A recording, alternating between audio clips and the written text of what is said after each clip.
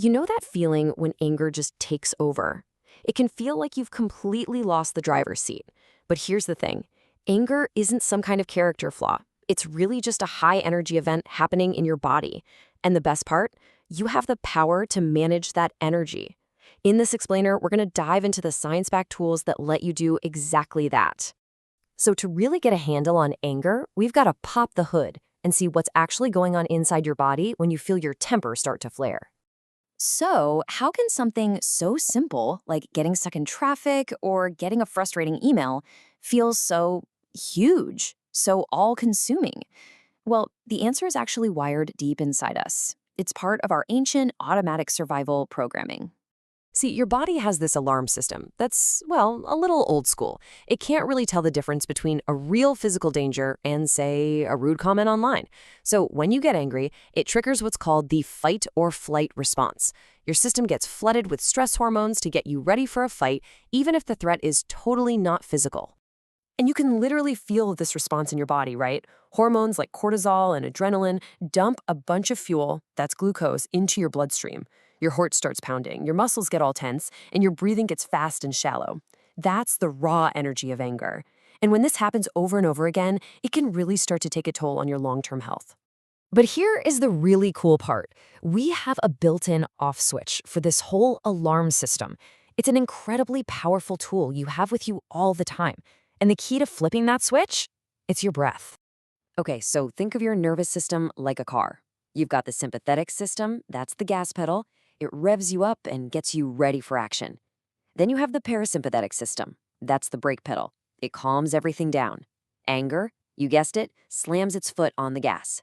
But your breath can consciously and deliberately hit the brakes. By intentionally slowing your breathing down, and this is the key, making your exhale longer than your inhale, you're sending a direct message to your brain. You are manually taking over that automatic alarm system and telling your body, hey, the threat is gone, it's safe to power down. And listen, this isn't just some nice idea. The science is solid. A big study from Stanford University in 2023 found that just 5 minutes a day of specific breathing exercises was actually more effective at improving mood than mindfulness meditation. So yeah, this stuff really, really works. All right, let's get practical. It's time to build your toolkit. We're going to walk through 4 very specific science-backed breathing techniques that you can pull out the very second you feel that heat of anger start to creep in.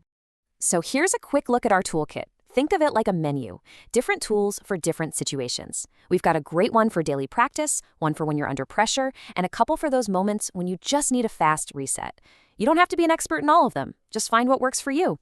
First up, the foundation, what we call diaphragmatic or belly breathing. Go ahead and place one hand on your stomach. Now, breathe in through your nose for a count of 4 and really focus on making your belly expand and push your hand out. Then, breathe out slowly through your mouth for 6 seconds, feeling your stomach fall. That longer exhale, that's the magic trick for hitting the brakes. Next is box breathing. This one is amazing for when your mind is just racing a million miles an hour. The pattern gives your anxious brain a job to do, which pulls your focus away from whatever made you angry. It's simple. You just inhale for 4, hold for 4, exhale for 6, and hold for 2. Just trace the sides of a box with your breath. Okay, now for when you need to calm down intense frustration, and you need to do it fast. This is the 4-7-8 breath.